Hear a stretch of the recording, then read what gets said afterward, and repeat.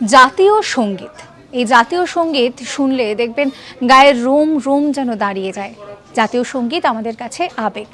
তবে জানেন, এই জাতীয় সঙ্গীতকে কেন্দ্র করে আমাদের দেশে একটা শহর রয়েছে, যে শহরটা সম্পূর্ণরূপে বলা যেতে পারে যে নিস্তব্ধ হয়ে যায়।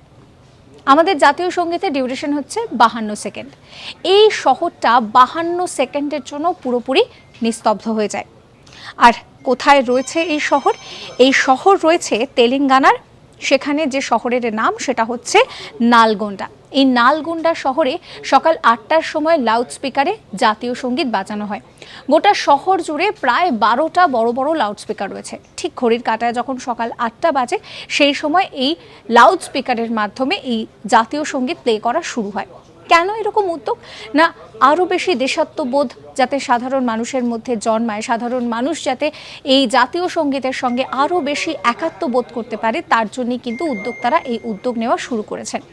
যেই মুহূর্তে এই জাতীয় সঙ্গীত বাজা শুরু হয়, তখন কিন্তু এই শহর পুরোপুরি নিস্তব্ধ হয়ে যায়। তখন সব জায়গায় শুধুমাত্র 52 সেকেন্ড ধরে সকলে, ছোট বড় সবাই মিলে জাতীয় সঙ্গীত গায়। তারা সবাই উঠে দাঁড়িয়ে জাতীয় সঙ্গীতের প্রতি শ্রদ্ধা নিবেদন করে তারা এই গান করে।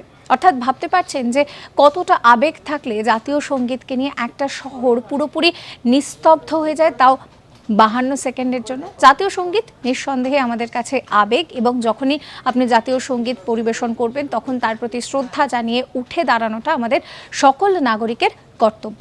এরকম সমস্ত কন্টেন্টের জন্য সাবস্ক্রাইব করতে ভুলবেন না আজ তাক বাংলার ইউটিউব চ্যানেলকে।